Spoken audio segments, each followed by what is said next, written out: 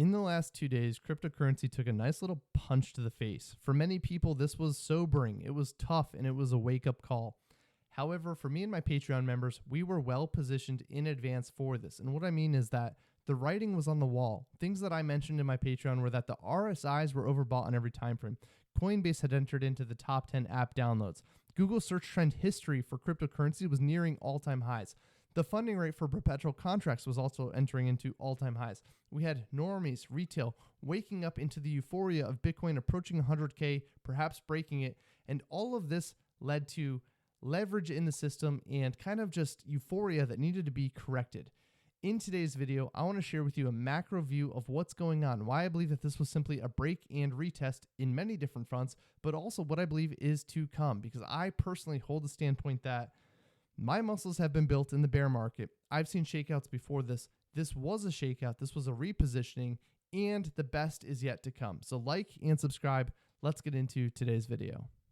Charts like this are gaining momentum all over social media. They have been for months. And I want to share with you some information about it. But what I really want to share with you is the inverse correlation of this chart compared to what I see going on in other cryptocurrencies. This is the Bitcoin dominance, blah, blah, blah. We've all heard about it, right? It's everywhere on Twitter. It's all over the place. I said a couple weeks back, we have an ascending wedge and this is going to break to the downside. And that's exactly what happened. Then what I said, which nobody else is saying, is we're going to probably see it come up and retest pretty soon. So we had this breakdown, we came back up and we retested it. And now we're ready to go further down. I said this weeks ago. Nobody else said it. I could observe it and that's what's happening. It doesn't matter. Switching over to the others, total market cap in logarithmic form. Again, nothing special here, but what is really special is we can actually see a very beautiful inverse correlation. A couple weeks back, I have this little auto support and resistance line that popped out a horizontal line right here. I'm like, that's very interesting. We need others to come up and break above this little yellow line that goes across the screen right here. I posted it in the Patreon. I'm like, until we break above this, this is resistance. Guess what happened? We broke above it. Now guess what happened? As we zoom in, you know what's really cool? We broke above it and we came right back down and perfectly, absolutely perfectly retested this line. You know what's cool about this? This is completely inversely correlated to the Bitcoin dominance breakdown. Bitcoin dominance broke down, came back up, retested this ascending wedge, and the exact opposite took place too here. Others broke out, and as Bitcoin dominance retook some territory, others came down and retested this. What this ultimately shows us is where the momentum is going and growing. We have seen officially the others pop out from this resistance line, retest it, and we're ready to climb up, probably up into this yellow line. I've drawn this weeks ago too. This is nothing special. You can draw your line in different formats, but we have the ability from here, from this breakout, to go relatively another 700, 600, 500%, depending on what altcoins you're in. Again, this is a very big ETF, for lack of better words. The others is pretty much all of your cryptocurrencies that do not include your top 10 market cap dominance. So this is all of your altcoins.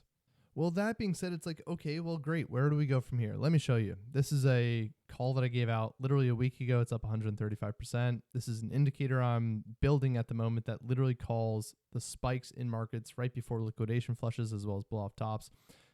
This is what I actually want to share with you is right here. I went ahead and observed all of the big corrections that we've had since the altcoin season has started. And as you can tell at this chart, there's been a dozen. These are all over 7 to 8% corrections.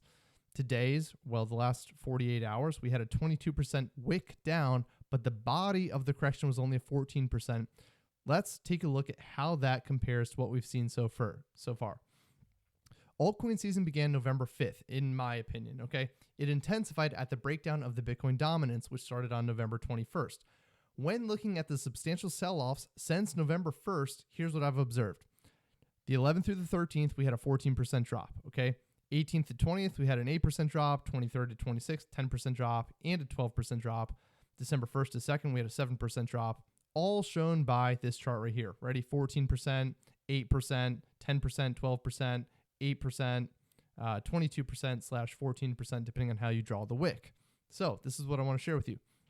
Today's drop, again, this was 2 days ago, it was a liquidation flush. The first one that we've had this entire altcoin bull run. We were long overdue for it, which is why it was the biggest one in history. $1.6 billion of leverage erased. But it did produce a very long wick. People often forget about wicks, okay? I'm a Christian. I can't support this movie, but John Wick, right? So back here. A long wick traditionally means that there is massive buying that brings the price back up. And so we have a smaller body as shown by the photos, but you have to be in my Patreon to see what I'm talking about here. These wicks, in this case, were artificial buying. It was market making, okay? But it's still important, even if it was somewhat engineered or artificial. This wick low and big selling candle does leave a shock wave in the market. Then what I go on to say is specifically this, okay? We need to see really bullish engulfing candles over the next few days to stay short-term bullish or even medium-term bullish. But if we don't see those, here's what's going to happen, okay? These big engulfing candles basically means that buying power, the bulls, eat up the selling candles, and we still have a lot of force behind the market. If we don't see those, which we did not, okay? If we don't see big engulfing candles absorb this shakeout, we can expect to see lower prices or even revisit the bottom wick lows for many cryptocurrency assets, which is what I put right here in this post. And guess what? That is exactly what's happened. Over the last day or two, we have actually seen many cryptocurrencies, even though there's an artificial wick low, natural selling and bear pressure has brought us back down to those wick lows. That's what's happened. This is what I told my Patreon members would happen. Okay? If that is the case, we can expect this to take place over the next couple weeks, likely. So week to 2 weeks short term. This is what you can expect. And the Bitcoin top that we saw, the others top that we saw, that will likely be the local top for a little while until we consolidate over the next week or two, which is what I personally, again, nothing I say is financial advice. Let me just be really clear here. Hey, back to me. This is cryptocurrency. Everything can go to zero tomorrow. This is not financial advice whatsoever. Okay. Like and subscribe. Join the Patreon. So if the buying pressure doesn't kick in, we can see most assets, most cryptocurrencies retest their wick lows. That's what I've observed in my own years of trading, years of being a cryptocurrency. It's not always the case, but that's a general prediction. This time revisiting those wick lows will be through natural selling pressure and bears taking over the market. If that is the case, we can expect this to take place over the next couple days or weeks, which is what I think is exactly what's playing out.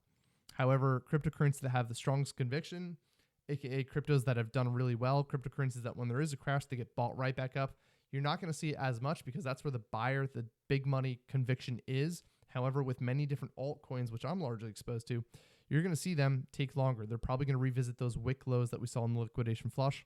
Look at any chart. They're all printing the exact same pattern at the moment. They're retesting their wick lows.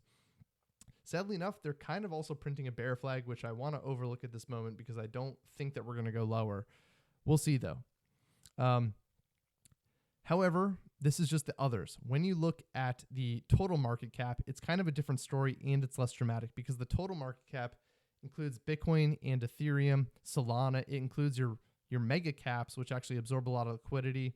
You can kind of tell when we have these shakeouts, the market gets wrecked, how those perform. You know, your Bitcoin, your Ethereum, your Solana, your TON, your Doge, maybe not Doge, but how those perform is typically how the market's going to perform and react similarly. They're just the predecessors to what happens next. So that's the post that I made in the Patreon.